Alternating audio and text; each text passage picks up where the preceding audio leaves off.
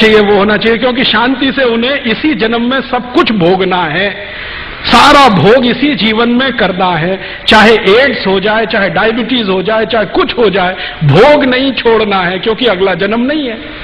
ये तो है यूरोप और अमेरिका। अब भारत में देखो, एक बार मैं एक गांव में गया, ये सच्ची घटना सुनाता हूं आपको।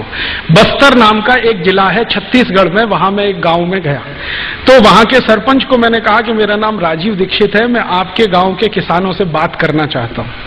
कहने लगे क्या बात करना चाहते हैं? मैंने कहा भारत देश में बहुत सारी तकलीफें हैं, इन विषयों पर बात करना चाहता हूं। तो उनका उससे क्या होगा?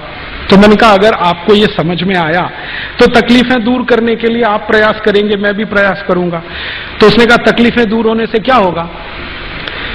तो मैंने कहा आपको थोड़ा सुख मिलेगा, शांति मिलेगी। तो उसने कहा वो तो अभी भी है मेरे पास, सुख और शांति दोनों है, आप क्यों परेशान हैं? मैं तो अभी भी सुख और शांति से ही हूं, परेशान तो आप हैं जो 1000 किलोमीटर यहां चल के आ गए मेरे गांव में, मुझे तो कोई परेशानी नहीं। ये है भारतीयता। फिर मैंने पूछा आप सच में सुख और शांति में? उसने कहा हाँ। मैंने पूछा ये जो इतनी समस्याएं हैं, गरीबी, बेरोजगारी, भूखमरी, इनका क्या? तो उसने कहा अगले जन्म में हल करूंगा, जरूरी है कि सब इसी जन्म में करूं। मेरी एक आजी थी, वो अभी स्वर्गवासी हो गई, वो मुझे रोज यही कहती थी तू इतना भाग भाग क्यों करता है, आज इस गांव में कल उस गांव में। तो मैंने कहा जल्दी भारत की समस्या हल होनी चाहिए। तो उसने कहा इसी जन्म में, अगले जन्म में हो जाएगी, क्यों चिंता करता है इतनी? ये जो ब्रेन है ना, ये जो माइंड सेट है, ये पुनर्जन्म में से निकलता है।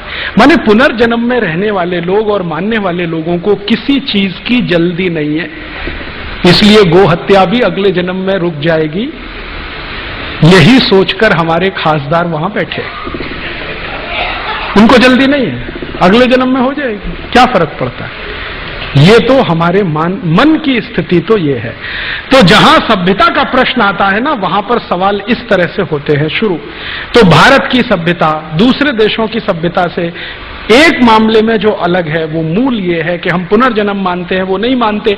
अब जरा कल्पना करिए कि जैसे ही आप पुनर्जन्म मानना शुरू करते हैं तो आपकी दुनिया बिल्कुल बदल जाती है। क्या होती है? पुनर्जन्म क्या होता है, कब होता है, कैसे होता है, आत्मा कहां प्रवेश करती है, शरीर कैसे होता है, ये सारी थ्योरीज आपके सामने खुलती है। तो उन थ्योरीज को सपोर्ट करने के लिए हमारे पास अपने लॉजिक हैं। उनमें से एक लॉजिक है कि देखो भाई, पुनर्जन्म होता है, कर्म के हिसाब से जन्म मिलता है।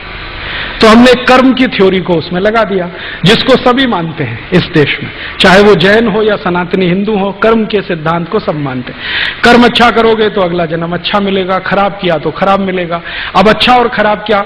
अच्छा कर्म किया तो हो सकता है मनुष्य जन्म मिले, खराब कर्म किया तो चींटी बन गए, मक्खी बन गए, मच्छर बन गए, छिपकली बन गए, सांप बन गए, मेढक बन गए। अब ये तो थ्योरी है कि हम छिपकली हो सकते हैं, चींटी हो सकते हैं, सांप हो सकते हैं, मेढक हो सकते हैं, मक्खी हो सकते हैं, मच्छर, कुछ भी हो सकते हैं। 84 लाख किस्म के जीव जंतु हैं, उनमें से कोई भी जन्म हमें मिल सकता है अगर कर्म अच्छे नहीं किए तो। अब इसके आगे हम गए, हमने क्या किया कि भले हम अगले जन्म में कुछ भी बने, इस जन्म में हम मनुष्य हैं, लेकिन अगले जन्म में अगर हम कुछ और बन गए और हमने इस मनुष्य जन्म में रहते हुए कुछ ऐसे जीव जंतुओं को मार डाला, क्या पता हम भी अगले जन्म में वही बन गए और हमको किसी ने मार डाला, फिर कोई और बन गया तो उसने किसी को मार डाला, तो ये मारामारी कब तक चलेगी? इसलिए अहिंसा का दर्शन हमने ले लिया। यही सोचकर हमारे खासदार वहां बैठे, उनको जल्दी नहीं है, अगले जन्म में हो जाएगी, क्या फर्क पड़ता है? ये तो हमारे मन की स्थिति तो ये है। तो जहां सभ्यता का प्रश्न आता है ना, वहां पर सवाल इस तरह से होते हैं शुरू। तो भारत की सभ्यता दूसरे देशों की सभ्यता से एक मामले में जो अलग है, वो मूल ये है कि हम पुनर्जन्म मानते हैं, वो नहीं मानते। अब जरा कल्पना करिए कि जैसे ही आप पुनर्जन्म मानना शुरू करते हैं तो आपकी दुनिया बिल्कुल बदल जाती है। क्या होती है? पुनर्जन्म क्या होता है, कब होता है, कैसे होता है, आत्मा कहां प्रवेश करती है, शरीर कैसे होता है, ये सारी थ्योरीज आपके सामने खुलती है। तो उन थ्योरीज को सपोर्ट करने के लिए हमारे पास अपने लॉजिक हैं। उनमें से एक लॉजिक है कि देखो भाई, पुनर्जन्म होता है, कर्म के हिसाब से जन्म मिलता है। तो हमने कर्म की थ्योरी को उसमें लगा दिया, जिसको सभी मानते हैं इस देश में, चाहे वो जैन हो या सनातनी हिंदू हो, कर्म के सिद्धांत को सब मानते हैं। कर्म अच्छा करोगे तो अगला जन्म अच्छा मिलेगा, खराब किया तो खराब मिलेगा। अब अच्छा और खराब क्या, अच्छा कर्म किया तो हो सकता है मनुष्य जन्म मिले, खराब कर्म किया तो चींटी बन गए, मक्खी बन गए, मच्छर बन गए, छिपकली बन गए, सांप बन गए, मेंढक बन गए।